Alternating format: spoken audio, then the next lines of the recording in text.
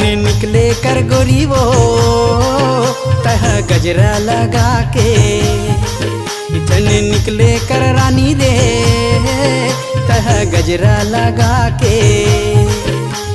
भौरा मन तुर कारण सुध भूला जाथे, आशिक हो के बस तो लगोरा थे। छेड़ी कर छलिया रे मोर पीछू ते आके, ना छेड़ी कर बल मरे मोर पीछू ते आके। दुनिया लारी बैरी सक हो जाते, गाँव गली माँ सब हल्ला हो जाते। चने निकले कर गोरी वो तहे गजरा लगा